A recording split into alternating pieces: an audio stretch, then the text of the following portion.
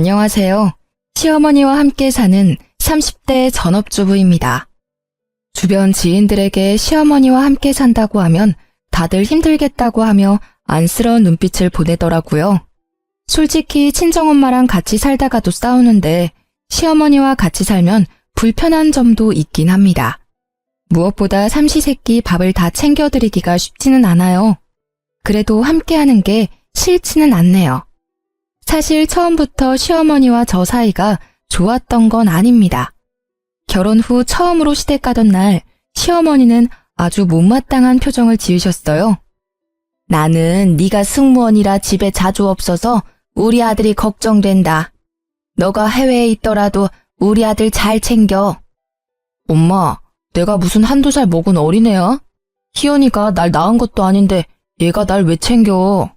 난 내가 알아서 잘하니까 괜히 희연이한테 그런 소리 하지 마. 변호사라는 직업이 얼마나 힘든 일이야. 재판하고 하는 게 얼마나 정신적인 스트레스인데. 그래서 일 안 하고 집에서 너만 내조할 며느리를 구하고 싶었는데, 에휴. 요새 같은 세상에 그런 이야기하면 밖에서 욕먹어요. 그리고 나 못지않게 스튜어디스도 스트레스 많이 받아요. 요새 비행기에 진상 부리는 손님이 얼마나 많다고. 그리고 불편한 유니폼 입고 몇 시간씩 비행기에서 서서 일하는 게 얼마나 어렵다고. 나는 그나마 앉아서라도 일하지. 솔직히 그렇게 따지면 나보다 희연이가 더 힘들다고. 유니폼 이야기 나와서 말인데 나는 솔직히 너가 다리 훤히 내놓고 몸에 다 드러낸 옷 입고 일하는 게 싫다. 꼴사납게 그게 뭐니? 어머니 눈에는 변호사인 승준 씨보다 스튜어디스인 제가 못나 보일 수 있지만요. 저는 제 일에 자부심을 느끼고 아주 즐겁게 일하고 있어요. 그리고 유니폼이 치마라서 어쩔 수 없이 다리를 보여야 하는 건 사실이지만 남들 눈이 찌푸려질 정도로 짧거나 보기 흉한 건 아니잖아요. 그렇게 따지면 여학생들 교복도 치마가 아닌 바지로 바꿔야죠. 안 그래요? 너 아주 당돌하구나. 어디서 시어미한테 말대답이야? 엄마가 먼저 희연이한테 유니폼이 꼴사납다고 했잖아. 왜 갑자기 희연이 직업 가지고 트집을 잡냐고요? 결혼식까지 다 올리고 혼인신고까지 다 이 마당에. 못난 놈, 여자 치마폭에 쌓여서 아주 정신을 못 차리는구나. 내가 너를 그렇게 키웠어? 아주 희연이 전연이 내 아들 제대로 홀려놨어. 이승준, 너가 이러면 이럴수록 나는 희연이를 더 괴롭게 할 거다. 다시는 내 앞에서 희연이 편들지 마. 시어머니는 남편에게 화를 버럭내고는 방에 들어갔습니다. 시어머니 뒷모습을 보니 앞으로 결혼 생활이 심히 걱정되었어요. 역시나 시어머니는 틈만 나면 제게 시어머니 노릇을 하려고 시도했습니다. 어쩌다 한 번씩 시댁에 가면 주방 일은 당연하다는 듯이 다 제 몫이었고 남편 잘 챙기라는 잔소리를 들어야만 했어요. 그나마 다행인 건 스튜어디스 업무 특성상 명절이라고 쉬는 게 아니었고 스케줄도 일정하지가 않아서 시어머니를 자주 보지 못했습니다. 그래서 힘들고 기분 상해도 그냥 참고 있었어요. 자주 보는 사이도 아닌데 굳이 싸울 필요는 없잖아요. 무엇보다 남편이 중간 역할을 잘해줘서 제가 굳이 시어머니와 다툴 일이 없었답니다. 그러던 어느 날이었어요. 막 비행을 마치고 사무실에서 쉬는데 시어머니한테 전화가 왔습니다. 너는 며느리란 게 얼굴 보기도 힘드냐? 남들은 며느리랑 손잡고 쇼핑도 가고 영화도 보러 가고 맛있는 음식 먹으러 간다던데 나는 이게 뭐냐? 항상 절 볼 때마다 벌레 보는 듯한 표정을 지으시던 시어머니가 며느리와 시간을 못 보낸다고 신세한탄을 하는데 조금 어이가 없었습니다. 속으로는 영화 보러 같이 가자고 해도 싫어하실 거 아니냐고 말하고 싶었지만 비행이 막 끝나 피곤해서 굳이 통화를 길게 하고 싶지는 않았어요. 어머니, 다음에 저 쉬는 날에 같이 영화도 보러 가고 해요. 그런데 무슨 일로 전화하셨어요? 시어미가 며느리한테 전화도 못하냐? 영화는 바라지도 않는다. 네가 좀 바쁜 몸이니? 나는 네가 바쁜 거 다 이해할 테니 다만 이제부터는 매일 안부 전화해. 그래도 가족인데 생사는 확인해야 하지 않겠어? 매일 안부 전화요? 그래. 매일 보겠다는 것도 아니고 핸드폰으로 전화 한 통 하자는데 싫냐? 싫은 건 아니지만 스케줄이 낮에만 있는 게 아니고 밤에도 있어서 힘들 것 같은데요. 게다가 해외에 나가 있으면 시차 차이 때문에 저는 낮이지만 어머니는 밤일 수도 있고요. 상관없어. 그래도 매일 전화해. 하루도 빠짐없이. 참, 승준이한테는 말하지 말고. 왜요? 그래도 남편도 알아야. 승준이 재판으로 정신없는 아이다. 하찮은 집안일 따위 신경 쓸 아이 아니라고. 절대 이야기하지 마. 괜히 떠벌려서 승준이가 신경 쓰이게 한다던가 하루라도 안부 전화 빠지면 혼날 줄 알아. 다음날 시어머니가 시킨 대로 아침에 출근하며 안부 전화를 했습니다. 그래, 말 들으니까 보기 좋구나. 아침에 출근하면서 우리 아들 밥은 먹였니? 승준 씨 아침에 밥 먹으면 소화가 안 된다고 해서 미숫가루에 토스트 정도만 해서 먹어요. 그래서 오늘도 미숫가루 먹고 출근했어요. 무슨 소리야? 우리 승준이 나랑 있을 땐 아침밥 다 챙겨 먹고 갔는데 미숫가루에 빵 쪼가리 먹고 어떻게 하루를 버티니? 너는 네가 해외에 나가 있을 동안 승준이를 못 챙기면 한국에 있을 때만이라도 밥을 잘 챙겨야 할 거 아니냐? 우리 승준이 어디 아프기라도 하면 어쩌려고? 승준 씨가 어머니와 같이 살았을 때 하도 먹고 가라고 해서 어쩔 수 없이 먹긴 했는데 온종일 속이 더부룩해서 고생했다고 하더라고요. 그래서 저랑 결혼 후에는 미숫가루에 간단한 빵 먹고 출근해요. 내가 이래서 너한테 매일 안부 전화를 하라는 거야. 승준이 머리 쓰는 일이라 스트레스도 많을 텐데 그리 부실하게 먹어서 걱정되는구나. 어제 저녁 때는 승준이 뭐 먹였어? 승준 씨가 어제 늦게 끝나고 와서 간단히 치킨 시켜 먹었는데요. 치킨을 시켜 먹어? 가게에서 어떤 기름에다가 튀긴지도 모르는 그런 음식을 먹였단 말이야? 그깟 치킨 그냥 닭 한 마리 사다가 기름에 튀기면 되는 거를 왜 굳이 사다 먹여? 그래서 우리 승준이 힘이 나겠니? 안 되겠다. 오늘 내가 사골 끓여서 집에 가마. 내일 아침부터 승준이 사골국에다가 말아서 밥 잘 먹여라. 알겠니? 그날 밤 시어머니는 정말로 사골국을 한솥 끓여서 왔지만 남편은 좋아하지도 않는 사골국을 왜 끓여왔냐고 하더라고요. 당연히 남편은 다음날 사골국을 먹지 않았습니다. 그 뒤로도 매일 안부 전화를 했고 그때마다 시어머니는 아들 걱정뿐이었어요. 며칠 뒤 그날은 런던 비행 스케줄이 잡힌 날이었고 시차 때문에 전화 못할 수도 있어서 시어머니한테 미리 말했습니다. 시차는 무슨 상관없다. 오늘 다른 나라 도착하자마자 꼭 전화해라. 솔직히 네가 거기서 다른 남자를 만나 불륜을 저지를 수도 있잖아. 나는 널 못 믿으니 목소리라도 들어야겠다. 시어머니의 말도 안 되는 억지에 기분이 확 상했습니다. 그렇게까지 절 못 믿겠다고 하시니 한국 시각이 몇 시가 되든 간에 도착하자마자 전화해야겠다는 생각이 들었어요. 한국에서 런던까지 12시간가량 비행을 마치고 한숨 돌리니 런던 현지 시각이 오후 7시였고 곧바로 안부 전화했더니 받지 않았습니다. 그때 한국 시각은 새벽 3시, 깊은 잠을 잘 시간이었거든요. 그냥 끊으려다가 시어머니의 막말이 떠올라 다시 전화를 걸었습니다. 이번에는 잠에 취한 목소리로 전화를 받더라고요. 지금 몇 시인데 전화질이야? 어머, 한국은 새벽인가 봐요. 여기 런던은 오후 7시거든요. 어머니, 저 지금 도착했다고 전화 건 거예요. 이제 숙소에서 짐 풀고 자려고요. 한 번 안 받으면 자는가 보다 하고 말아야지. 왜 2번이나 해서 사람 잠을 깨워? 겨우 잠들었는데. 제가 다른 남자 만나 불륜 저지르면 어떡하냐고 하셨잖아요. 걱정이 너무 크셔서 전화했어요. 제 걱정 때문에 잠도 제대로 못 주무시나 봐요. 숙소에는 여자 스튜어디스만 있으니까 제가 불륜을 저지른다는 걱정하지 마세요. 아유, 내가 말을 말아야지. 시어머니는 전화를 끊었고 그 뒤로 다시는 전화하라는 말은 하지 않았습니다. 어느덧 결혼한 지 2년이 되었고 그 무렵 대유행 바이러스가 전 세계로 퍼졌어요. 해외여행이 중단되면서 스튜어디스 대부분이 해고당했고 저 역시 마찬가지였습니다. 게다가 신혼집 전세가 만기가 되었고 집주인이 들어와 산다고 해서 집을 새로 구해야만 했어요. 그런데 집값이 너무 비싸고 저까지 해고당해서 경제적으로도 힘들었습니다.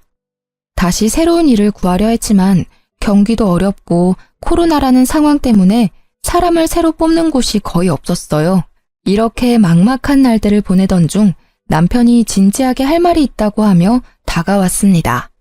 요새 엄마가 많이 우울해하셔. 혼자 계셔서 더 걱정도 되고. 그래서 말인데 우리 전세도 끝났고 집값이 너무 비싸서 구하기도 힘든 상황이니 엄마랑 같이 사는 건 어때? 사실 시어머니는 아들 부심이 아주 대단했습니다. 시아버지는 남편 어릴 때 돌아가셨고 시어머니 혼자 남편을 키워서 변호사를 만든 거였거든요. 다행히 시어머니 집안이 원래 잘 살아서 혼자 키워도 경제적인 어려움은 없었다고 들었습니다. 반면 저는 부모님이 두 분 다 돌아가셨어요. 제가 중학교 때 엄마가 병으로 돌아가시고 아빠는 저와 남편이 연애할 때 돌아가셨습니다. 그래도 아빠가 회사 생활을 열심히 하셔서 경제적으로 부족하지는 않았어요. 이렇게 부모님이 두 분 다 계시지 않고 제가 남편처럼 사짜 가진 직업을 가지지 못해서 시어머니는 계속 절 탐탁지 않게 생각했거든요. 이런 상황에서 남편이 같이 살자고 하니 고민이 돼서 쉽게 말을 하지 못하고 있었습니다. 물론 당신이 힘들기는 하겠지만 내가 중간 역할 잘할게. 그동안 시어머니가 구박할 때마다 남편이 먼저 화를 내고 아닌 건 아니라고 딱 잘라주었습니다. 그래도 어쩌다 한번 보는 것과 같이 사는 것은 많이 다르잖아요. 고민이 되더라고요. 진지하게 생각해 볼게. 아무래도 며느리가 시어머니랑 같이 산다는 게 쉽게 결정할 문제는 아니잖아. 맞아, 절대 쉽지 않지.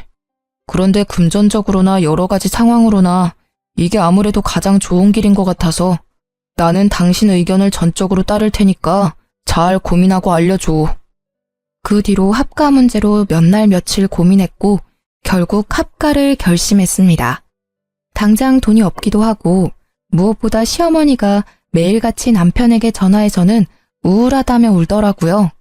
제가 부조리한 상황에서 참고만 사는 성격도 아니고 남편도 중간 역할 잘하겠다고 하니 남편 믿고 시댁에 들어가게 되었죠. 그렇게 처음으로 시댁에 들어간 날 시어머니는 같이 살게 돼서 좋다며 음식을 많이 준비해놨더라고요. 그런데 밥과 국을 시어머니 본인과 남편 것 이렇게 딱 2인분만 준비한 거 있죠? 어머니, 왜 제 밥과 국은 없어요? 나이 들어봐라. 맨날 하던 밥도 제대로 못하겠다. 그리고 내가 너 밥이랑 국도 차려줘야 하니? 밥통도 비워졌고 저기 쌀도 있으니까 네가 알아서 해먹어라. 어차피 밥, 국 하는 김에 조금 더 하면 되지. 그리고 내 밥은 차려주면서 며느리 밥은 왜 못 차려줘? 며느리 옆에 있다고 구박하거나 뭐라고 하지 마. 남편은 자리에서 일어나 밥그릇과 국그릇을 가져와 자신의 밥과 국을 덜어주었습니다.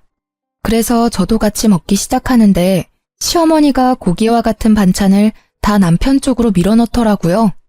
보니까 제 앞에는 김치뿐이었고 남편 앞에는 고기에 제철 나물에 생선 반찬이 있었습니다. 엄마, 나도 팔 다 닿아. 식탁 모서리에 있어도 내가 팔 뻗어서 먹을 수 있다고. 도대체 왜 그래? 며느리 왔으니까 무슨 시어머니 노릇이라도 하겠다는 거야? 왜 희연이는 먹기 힘들게 모든 반찬을 다 내 앞에다가 놓냐고. 이게 아들을 생각하는 엄마 마음이다. 니는 아직 네 자식 안 낳아봐서 몰라. 내 자식 고기 한 점, 생선 한 점이라도 먹이고 싶은 내 마음이라고. 넌 알지도 못하면서. 엄마가 이러면 너무 부끄러워. 그러니까 이러지 마. 만약에 계속 이러면 나 희연이 데리고 월세방이라도 들어가서 살 거야. 알겠어요? 알았다, 알겠어. 아유, 너 무서워서 괴롭히겠냐? 아들 키운 거 소용없다니까. 하지만 말과는 다르게 시어머니 눈은 저를 매섭게 흘겨보고 있었습니다. 다음 날 아직 날이 밝지도 않은 새벽 5시부터 시어머니가 저만 깨워서는 조용히 나오라고 성화였어요. 아직 해도 안 떴는데 왜 벌써 깨우세요? 벌써? 너는 생각이 있는 거냐 없는 거냐? 승준이 출근해야 하니 얼른 아침밥 준비해야 할 거 아니냐? 어제 내가 식재료 다 써버려서 냉장고 텅텅 비었으니 얼른 새벽 시장 가서 장 봐. 얼른 나가라고 독촉해서 어쩔 수 없이 새벽 시장에 갈 채비를 위해 방으로 향했습니다. 어디 가는 거냐? 새벽 시장 가라니까. 왜 도로 방에 들어가? 이 새벽에 잠옷 입고 머리 이러고 시장 가면 사람들이 저 제정신 아닌 사람으로 봐요. 옷은 갈아입고 나가야죠. 지갑도 챙기고요. 방에 들어가니 잠기가 밝은 남편이 이미 일어나서는 신경이 곤두서 있었습니다. 아직 해도 안 떴는데 무슨 일이야? 어머니가 당신 아침 먹여야 한다고 밥상 준비하라고 그러시네. 그래서 지금 새벽 시장에 장 보러 가. 남편은 제 말이 떨어지기가 무섭게 방문을 열었습니다. 문 앞에서는 시어머니가 팔짱을 끼고 제가 나오기만을 기다리고 있었어요. 그런데 기다리던 제가 아닌 남편이 나오자 당황해 하더라고요. 아, 아들 일어났어? 좀 더 자지 않고. 계속 들락날락 하는데 내가 어떻게 자. 그리고 내가 언제부터 아침 챙겨 먹었다고. 엄마가 아침밥 차려줘도 나 안 먹었잖아. 기억 안 나? 나 희연이한테 아침 차려주라는 말 안 했어. 희연이가 아침에 너 밥 차린다고 혼자 일어나 있길래 나도 도와주러 나온 거야. 무슨 말도 안 되는 소리야. 희연이 결혼하고 한 번도 내 아침 차려준 적 없어. 내가 나 아침 안 먹는다고 말해서 아침에는 아예 밥 준비도 안 했다고. 그런데 무슨 갑자기 새벽 5시부터 일어나서 아침을 준비해? 보나마나 엄마가 시킨 거겠지. 희연아, 신경 쓰지 말고 얼른 들어가서 더 자. 남편은 제 손을 붙잡고 방으로 들어갔고 시어머니는 그 뒤에서 아무 말도 못하고 계속 흘겨보았습니다. 그 매서운 눈빛을 보니 앞으로 시집살이가 녹록지 않겠다는 생각이 들었어요. 그리고 속으로 다짐했죠. 당하고만 살지 않으려면 정신 똑바로 차려야겠다고요. 그날 오전 남편이 출근하자마자 시어머니가 저를 불렀습니다. 그러더니 냉장고의 모든 음식을 다 꺼내더라고요. 분명 새벽에는 냉장고에 식재료가 없다고는 했지만 냉장고는 각종 음식으로 가득 채워져 있었습니다. 어느 정도냐면 전쟁 나서 못 사 먹어도 이 냉장고만 있으면 한 달은 넉넉히 먹고 살겠더라고요. 사실 남편이 그동안 그렇게 버리라고 했지만 시어머니는 언젠간 다 쓸모 있다며 절대 버리지 않았습니다. 이제야 다 꺼냈네. 나는 친구들 만나러 다녀올 테니 너는 냉장고 청소도 하고 이 음식들 다 보기 좋게 정리해라. 음식들 있을 때는 몰랐는데 보니까 냉장고 구석구석 음식 국물 같은 게 많이 묻었더라. 하나도 남김없이 깨끗하게 닦아놔. 알겠니? 이 말을 남기고 시어머니는 나갔습니다. 냉장고를 열어보니 김치 국물은 기본이고 각종 음식물 찌꺼기에 벌레 사체까지 있더라고요. 그동안 이런 냉장고에서 나온 음식으로 요리를 했다고 생각하니 속이 울렁거릴 지경이었습니다. 고무장갑을 끼고 1시간가량을 수세미로 문지르고 행주로 닦아가며 청소했네요. 그리고 다시 식재료들을 넣으려는데 식재료들이 하나같이 먹을 수 없는 음식들이었습니다. 언제 산지도 모르는 돌덩이 같은 김밥, 뚜껑만 열어도 신냄새가 코를 찌르는 김치, 색이 이미 이상하게 변한 나물까지 뭐 하나 제대로 쓸만한 게 없어 보였어요. 어차피 먹을 수도 없으니 음식물 쓰레기로 버려버렸습니다. 그렇게 정리를 마치고 간단히 라면으로 아침 겸 점심을 먹었어요. 그날 오후 시어머니가 식재료를 한가득 들고 왔습니다. 내가 시킨 일은 다 했어? 냉장고 검사 좀 하자. 냉장고 문을 연 시어머니는 화를 내기 시작했습니다. 냉장고가 왜 텅텅 비었어? 다 버린 거야? 너 내가 일 시켰다고 반항해? 반항이 아니라 아무리 봐도 제가 보기엔 먹을 수 없어 보이던데요. 돌덩이 같은 김밥에 완전 신김치에 나물도 다 상해서 버렸죠. 왜 못 먹어? 다 먹을 수 있었어. 생각이 아무리 없어도 그렇지 귀한 음식들을 죄다 내다 버리면 어떡하니? 이렇게 음식 다 버리면 벌 받아. 상하고 오래된 음식을 누가 먹어요. 그거 먹었다가는 식중독 걸리고 장염 걸려요. 절대 먹으면 안 된다고요. 야, 너보다 내가 더 요리 많이 했어. 내가 더 잘한다고. 그런 음식 먹어도 괜찮아. 안 죽어. 시어머니가 한창 제게 일장연설을 하고 있는데 남편이 집에 들어왔습니다. 그런데 남편이 들어오는 소리에 시어머니가 목소리가 싹 변하더라고요. 얘야, 아무리 그런다고 그걸 다 버리면 어쩌니? 다 먹을 수 있는 음식이었는데. 그러니까 내가 같이 하자고 했잖아. 다음에는 힘들게 혼자 하지 말렴. 우리 아들 왔니? 오늘도 고생했다. 불과 몇 초 전까지만 해도 절 쥐잡듯이 잡던 시어머니가 갑자기 나긋해지는데 뮤지컬 지킬 앤 하이드의 한 장면을 보는 줄 알았습니다. 무슨 일이야? 부엌에서 뭐 했어? 내가 잠깐 외출한 사이에 기특하게도 희연이가 냉장고 청소를 다 해놨지 뭐니. 그런데 다 쓸모있는 식재료였는데 다 버렸어. 그래서 잠깐 얘기 좀 하고 있었단다. 드디어 다 버렸어? 아, 나도 너무 오래된 음식들이 많아서 다 정리하고 싶었는데 잘 됐네. 여보, 오늘 너무 고생했어. 냉장고에 먹거리도 없으니까 오늘 외식하자. 외식하자고? 그냥 집에서 해먹지. 뭐 안 그래도 내가 집에 오는 길에 장도 다 봐왔어. 그냥 장본거로 해서 먹자. 희연이랑 나랑 우리 아들 좋아하는 구절판에 갈비찜 하려고 했는데. 오늘 희연이 고생했잖아. 그리고 지금 손이 많이 가는 구절판을 하면 언제 먹고 언제 치워? 그냥 오늘 장 본 건 내일이나 다음에 먹고 오늘은 외식해요. 여보, 가자. 시어머니는 음식을 시키려고 했지만 남편 성화에 어쩔 수 없이 외식하게 되었어요. 외식하면서도 얼마나 절 노려보던지 제 얼굴 반쪽이 달아 없어질 뻔했답니다. 그 뒤로 저와 시어머니는 언제 폭발할지 모르는 아슬아슬한 시간을 보내고 있었어요. 아무래도 시어머니와 붙어있는 시간이 많다 보니 힘들었고 조금이라도 떨어져 있고자 일을 구하기 시작했습니다. 제가 가장 잘하고 좋아하는 게 영어여서 영어 강사 쪽으로 생각하고 수업하는 연습을 해보았어요. 영어 가르치는 게 쉬울 줄 알았는데 역시 말하는 것과 가르치는 것은 달랐습니다. 이대로는 안 되겠다 싶어 목걸이형 녹음기를 사서 녹음 버튼을 눌러 강의하는 연습을 했어요. 중간중간 제 목소리를 들으며 목소리 톤이나 강의가 어떤지 스스로 평가하고 있었습니다.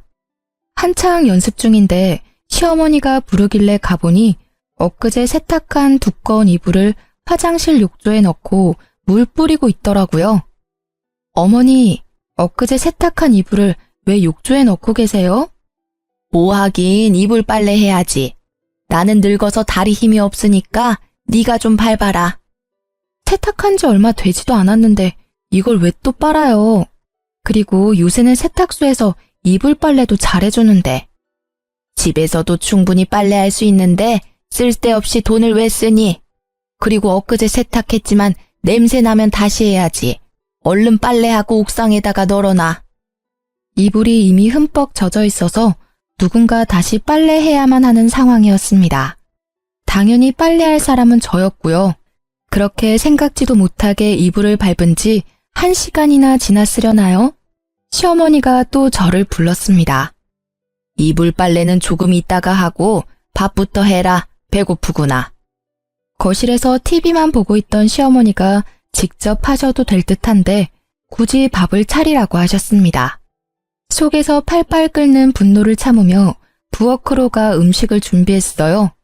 다행히 밑반찬이 꽤 있었고 점심때 한밥이 꽤 많아서 금세 상을 차릴 수 있었습니다. 상을 차리고 시어머니와 같이 먹으려고 자리에 앉으니 제 수저를 치워버리는 게 아니겠어요. 너는 지금 이불 빨래 해야지 어디 앉아서 밥을 먹으려고 해. 지금 한가하게 밥 먹을 시간이 있어?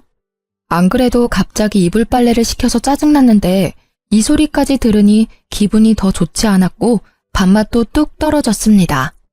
어차피 기분 좋지 않을 때 밥 먹으면 체하니 알겠다고 하고 화장실로 가서 다시 이불 빨래를 시작했어요. 그렇게 10분 정도 지났으려나요? 이불이 시어머니라고 생각하며 연락에 밟고 있는데 남편이 왔습니다. 뭐야, 중준이 오늘 야근한다고 하지 않았니? 일이 생각보다 빨리 끝나서 그냥 퇴근했어요. 그런데 여보, 그 이불 엊그제 내가 빨아서 옥상에다가 널어둔 건데 왜 또 빨고 있어? 아유, 참. 내가 밥 먹고 같이 이불 빨래 하자니까 나 힘들다고 굳이 꼭 혼자 하려고 하네. 희연아, 나 밥 다 먹었으니까 이제 너도 가서 밥 먹어라. 내가 마무리할게. 설마 엄마가 희연이한테 시킨 거야? 저 이불 내가 널었다고 희연이한테도 분명 말했는데? 내가 설마 며느리한테 이불 빨래 시켰겠니? 희연이가 이불이 잘못 말려졌는지 냄새가 난다고 이불 빨래를 하겠다잖아. 그냥 세탁소에 맡기자니까 끝까지 싫다고 하고. 어머니, 무슨 말씀이세요? 저 방에 있는데 어머니께서 저를 부르셨잖아요. 이불 빨래 하라고요. 예, 내가 언제 그랬다 그래? 왜 생사람을 잡니? 시어머니는 남편 앞에서 딱 잡아떼며 아니라고 했습니다. 순간 제 목에 걸린 녹음기가 생각났어요. 사실 아까 강의 연습한다고 녹음 버튼을 누르고 아직 꺼두지 않았거든요. 그래서 녹음기를 켜서 남편과 시어머니한테 들려주었습니다. 녹음기에는 아주 명확하게 시어머니가 이불 빨래를 시킨 대화가 다 녹음되어 있었고, 다 들은 남편이 시어머니한테 화를 냈어요. 엄마가 희연이한테 이불 빨래 시켰네. 더러워진 이불도 아니고 엊그제 빨래한 이불을 왜 또 빨라고 그래요? 남편 말에 시어머니는 아무 말도 하지 못했습니다. 빼도 박도 못할 명확한 증거가 있으니 오리발도 못 내밀더라고요. 엄마, 기분 나쁘게 생각하지 말고 들어요. 내가 정말 엄마가 걱정돼서 그래. 요새 엄마가 화도 많아진 것 같고 자주 깜빡깜빡 하는 것 같아. 내 친구 부모님이 엄마처럼 화도 많이 내고 말이 자주 바뀌는 증세를 보이다가 뭔가 이상해서 병원 검진 받으니까 치매였대. 나 지금 엄마가 치매가 아닐까 너무 걱정돼. 한번 검사 받아보자. 치매는 무슨, 아니야. 나 괜찮아. 아주 건강하다고. 남편은 진지하게 시어머니의 치매를 의심하고 시어머니는 아니라고 했습니다. 당연히 아니겠죠. 그저 저를 괴롭히고 싶은 거니까요.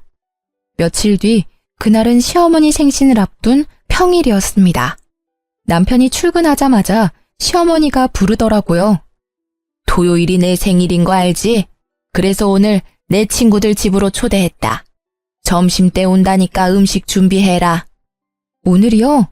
저 음식도 잘 못하는데 그걸 지금 말씀해 주시면 언제 준비해요? 그래서 내가 장은 다 봐놨어. 냉장고에 보면 갈비찜이랑 구절판, 잡채, 나물, 삼색전 할 수 있도록 식재료 다 있다. 지금부터 준비하면 딱 맞게 끝나겠네. 어머니, 전 정말 못해요. 그냥 배달시켜요. 솔직히 제가 잘하지도 못하는 요리에서 어머니 부끄러워지느니 그냥 깔끔하게 배달시키는 게 낫잖아요. 시간도 절약되고요. 배달 같은 소리 하고 있네. 야, 집에 다들 오겠다는 이유가 뭔데? 며느리 손맛 보고 싶어서 그런 거 아니야. 그런데 배달시켜 먹는 게 말이 돼? 그럴 거면 그냥 나가서 사 먹고 말지. 헛소리 집어치우고 요리 시작해. 시어머니 성화에 어쩔 수 없이 알겠다고 했습니다. 그래서 음식을 하기는 했는데 간을 잘 못 맞추겠더라고요. 뭔가 짠 것 같기도 하고 싱겁기도 한 것 같은 게 도무지 뭘 어찌 해야 할지 몰랐습니다. 어차피 이 음식들은 시어머니와 친구들이 드시니까 시어머니한테 간을 부탁했어요. 어머니, 제가 도무지 간을 못 맞추겠네요. 간 좀 한번 봐주시겠어요? 너는 전업주부라는 애가 기본적인 간도 못 보면 쓰냐? 갈비찜에는 간장 좀 더 넣고 나물에는 소금 좀 더 넣어라. 그리고 국은 또 왜 이리 짜? 물 좀 더 넣어. 잠시 후 시어머니 친구들이 집에 왔고 긴장되는 마음으로 상을 차렸습니다. 걱정이 되긴 했지만 시어머니가 간을 봤으니 괜찮으리라 생각했어요.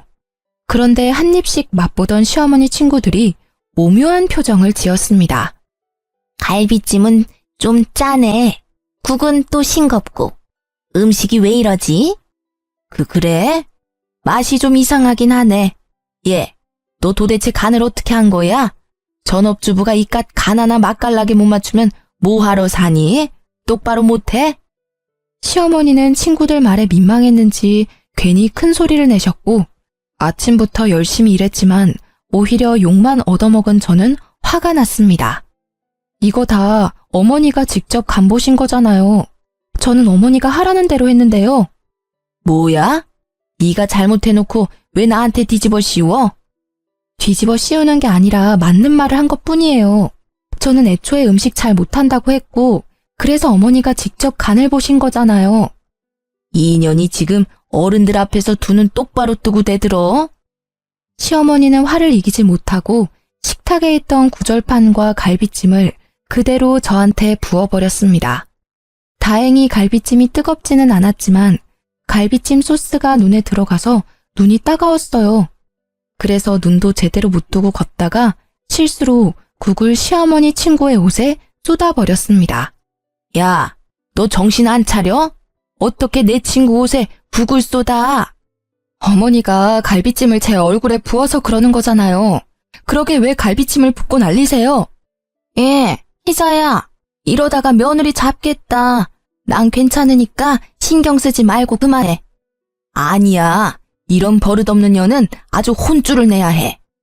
그만하라고. 이러면 내가 미안해지잖아. 며느리야, 난 괜찮으니 신경 쓰지 말고 일단 너 얼굴 먼저 닦아라. 아니다. 우리 그냥 돌아가야겠어. 오늘은 날이 아닌 것 같네. 희자야, 우리 다음에 따로 보자. 결국 시어머니 친구들은 집에 가버리고 시어머니는 불같이 화를 냈어요. 그깟 갈비찜 소스 눈에 좀 들어갔다고 그렇게 생난리야? 너 때문에 내 친구들 기분 다 상해서 갔잖아. 내가 못 살아. 요리도 못해, 성격도 안 좋아. 이딴 거를 내가 며느리로 뒀다. 아이고, 내 팔자야. 얼른 이거나 다 치워.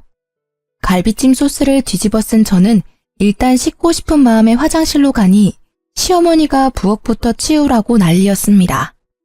그때 회사에 간 남편이 중요한 서류를 두고 왔다면서 집에 왔어요. 그런데 부엌은 난리가 났고 저는 음식물을 뒤집어 쓰고 있으니 남편이 깜짝 놀라 비명을 지르더라고요. 이게 어찌된 일인지 물었습니다. 집안 꼴이 왜 이래? 당신은 왜 갈비찜을 뒤집어 쓰고 있어? 방금 어머니 친구들이 왔다 가셨는데 어머니가 승준아, 내가 늙어서 그런지 손에 힘이 없지 뭐니. 그래서 내가 그릇을 놓쳐서 갈비찜을 우리 며느리 머리에 엎어버렸어. 희연이 놀랐지? 내가 정말 미안하다. 키가 150인 엄마가 160인 희연이 머리에 갈비찜을 엎었다고? 그것도 그릇을 놓쳐서? 남편은 고개를 갸우뚱하더니 부엌 구석으로 갔습니다. 사실 남편은 일이 바빠서 집에 자주 오지 못하는데 치매 의심 증상이 있는 시어머니를 옆에서 볼 수 없으니 걱정이 많았어요. 그래서 시어머니의 정확한 상태를 파악하고자 집에 홈 CCTV를 설치했습니다.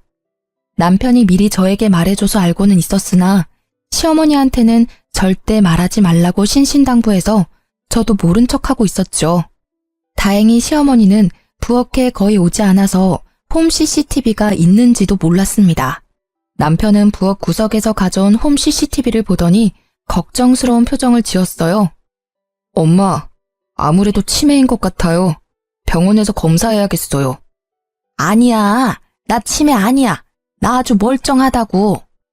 그런데 왜 이렇게 별일도 아닌데 화를 버럭대고 엄마가 희연이한테 갈비찜을 부었으면서 손에서 놓쳤다고 하면서 말을 바꿔요? 그건... 거봐, 제대로 말도 못하잖아.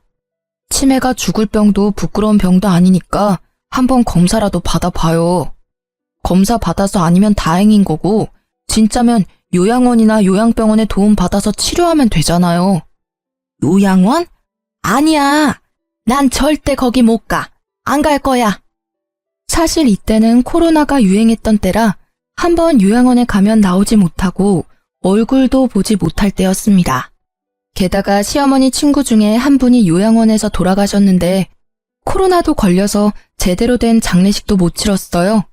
그래서 시어머니는 절대로 요양원은 못 간다고 했고 남편은 상태가 심각하다고 가야 한다고 했죠. 한참을 이야기하다가 일단 남편은 다시 사무실로 갔고 시어머니는 홈 CCTV를 부셔버렸습니다. 너는 이딴 게 있다는 걸 왜 이야기 안 했어?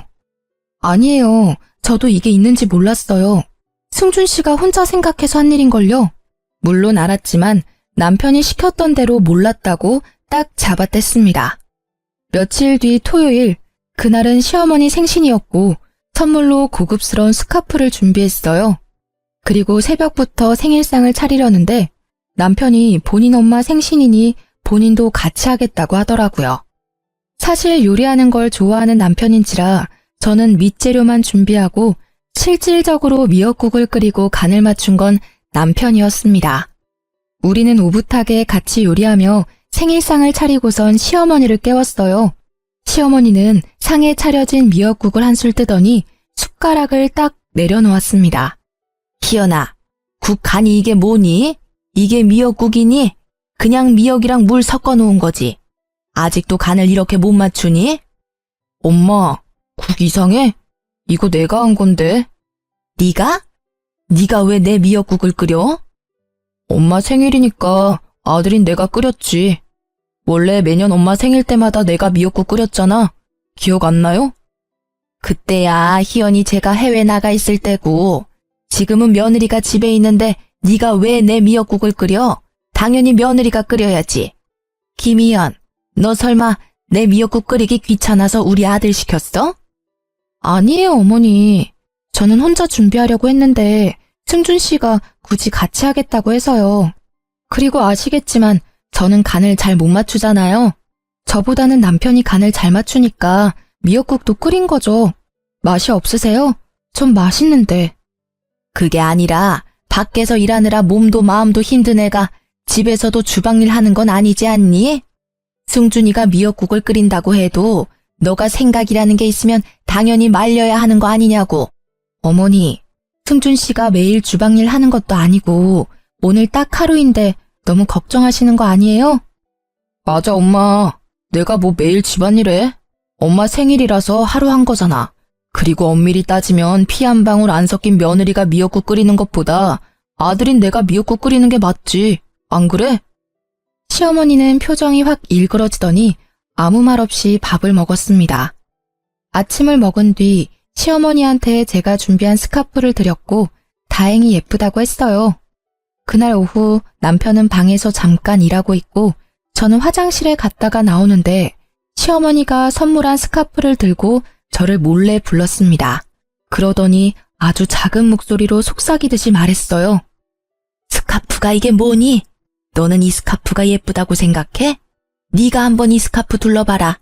보는 눈이 촌스러워서는. 시어머니는 제 목에 스카프를 두르더니 거칠게 양끝을 당겼습니다. 힘이 세지는 않았지만 그래도 양끝을 당기니 목이 살짝 졸려서 캑캑댔어요. 그런데 그때 방에서 일하던 남편이 나왔습니다. 지금 이게 뭐 하는 짓이에요? 아니, 그게 아니라. 엄마 진짜 미친 거예요?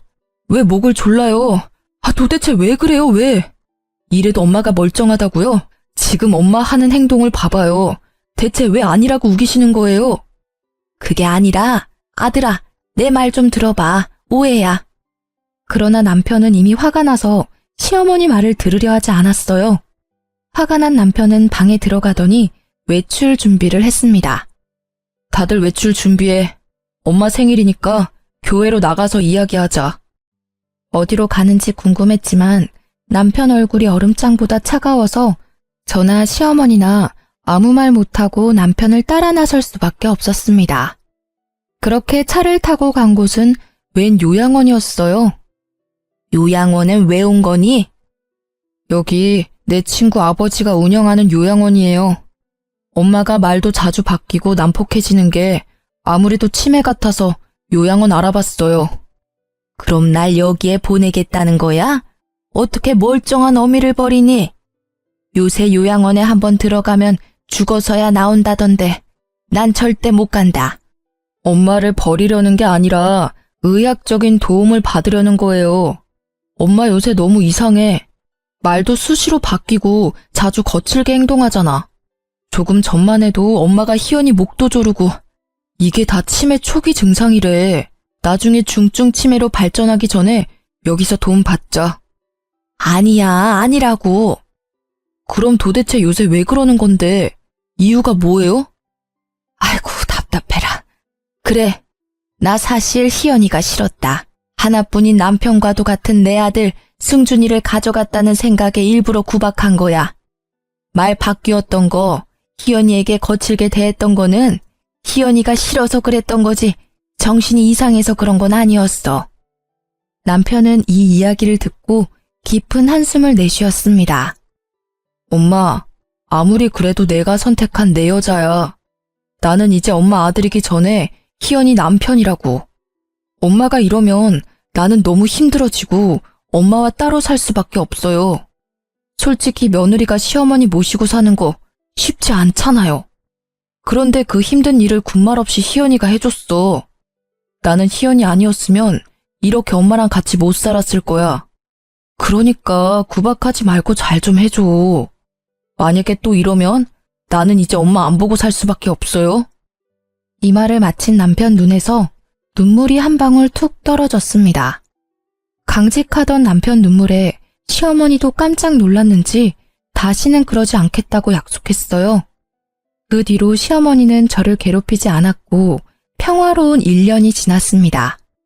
저는 영어 강사로 취업했고 남편 변호사 사무실은 더 잘 되고 있었어요. 시어머니도 운동과 취미 활동을 하며 건강히 생활하고 계십니다. 그리고 지난주 시어머니 생신이 있었어요. 이번에는 남편이 일이 많아 새벽부터 저 혼자 시어머니 생일상을 차렸습니다. 이걸 너 혼자 다 차린 거니? 정말 고생 많았다. 고맙게 잘 먹으마. 불과 1년 전까지만 해도 음식 못한다고 그렇게 구박하셨는데 이렇게 고맙다고 말씀해 주시니까 너무 좋은데요? 얘는 부끄럽게 지나간 일을 왜 꺼내니? 이연아, 내가 그동안 너한테 내색은 안 했지만 나랑 같이 살아줘서 정말 고맙다. 어머니, 갑자기 왜 그런 이야기를 하세요? 낯간지러워요. 사실 친하게 지내던 친구 하나가 있는데 그 집 아들 며느리가 멀쩡한데도 그 친구를 요양원에 강제로 입소시켰대. 가끔 나랑 통화하는데 너무 억울해하고 힘들어하고 있더라. 그런 모습을 보니까 이렇게 아들 며느리와 함께 사는 게 얼마나 행복하고 감사한 일인지 느꼈단다. 우리 앞으로 친정엄마와 딸 사이까지는 못하더라도 친한 친척처럼 잘 지내보자. 제 손까지 붙잡으시며 진심으로 말씀하시는데 어지간하면 감동받지 않는데도 눈물이 찔끔 나오더라고요. 그리고 그때 결심했습니다. 시어머니를 진짜 친정엄마처럼 모시고 살기로요. 그날 시어머니와 저는 아주 행복하게 웃으며 세상에서 가장 맛있는 식사를 했네요.